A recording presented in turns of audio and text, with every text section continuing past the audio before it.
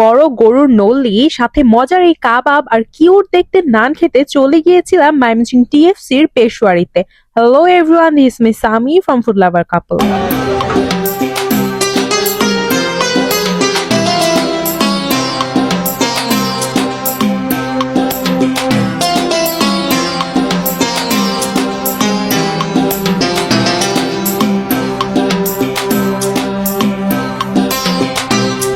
পেশোয়ারি কিন্তু আমাদের ময়মনসিংহ এর প্রথম পাকিস্তানি কুইজিন বেসড রেস্টুরেন্ট। এখানে কিন্তু আপনারা পেয়ে যাবেন পাকিস্তানের জনপ্রিয় সব খাবারগুলো। তার মধ্যে বিভিন্ন আইটেমের নান, লুচি, কাবাব আর গরুর নলি তো মাছ। সেদিন পেশোয়ারি থেকে আমরা নিয়েছিলাম একটা মস্ত বড় গরুর নলি, সাথে নিয়েছিলাম বটি কাবাব, আর সাথে কিন্তু ছিল কিউট দেখতে একটা পেশোয়ারি নান, আর ছিল 4 পিস লুচি। আর এই নলি গোস্ত নিহারির সাথে তারা কিন্তু আপনাকে সার্ভ করবে কুচুনো আদা, লেবু, কাঁচামরিচ, পেঁয়াজ। আপনারা আপনাদের ইচ্ছে মতো কিন্তু এই টপিংস গুলো অ্যাড করতে পারবেন। আর এই নলি গোস্ত নিহারিটা কিন্তু একদমই অন্যান্য নিহারির মতো ছিল না। এটার গ্রেভিটা কিন্তু বেশ ঘন ছিল। তার সাথে যদি এটা টেস্টের কথা বলি, এটার টেস্ট অসম্ভব রকমের মজা ছিল অন্যান্য নেহারির তুলনায়। আর এই নলির গোস্ত কিন্তু ভীষণ পরিমাণে সফট ছিল, একদম আপনার মুখে দেওয়ার সাথে সাথে আপনার মনে হবে যে এটা মিলিয়ে যাচ্ছে।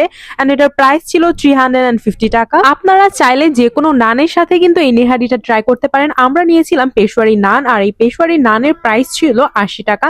এন্ড দেন নেক্সট ছিল এখানে বটি কাবাব। এই বটি কাবাবটার সাথে ট্রাই করার জন্য আমরা কিন্তু নিয়েছিলাম 4 পিস লুচি, এন্ড প্রতি পিস লুচির দাম কিন্তু ছিল 20 টাকা করে। আপনারা চাইলে কিন্তু এই বটি কাবাবটা একবার হলেও ট্রাই করে দেখতে পারেন। আশা করছি আপনারা কেউই নিরাশ হবেন না। বটি কাবাবটা কিন্তু খুব ভালোভাবে ওয়েল কুক ছিল, একদম সফট এন্ড জুসি ছিল, একদমই ড্রাই ছিল না অন্যান্য কাবাবের মতো। টেস্ট খুবই ভালো ছিল। এন্ড সাথে ওরা যে সালাদটা সার্ভ করেছে সেটার সাথে মিক্স করে খেতে কিন্তু কাবাবটা বেশ ভালো লাগছিল।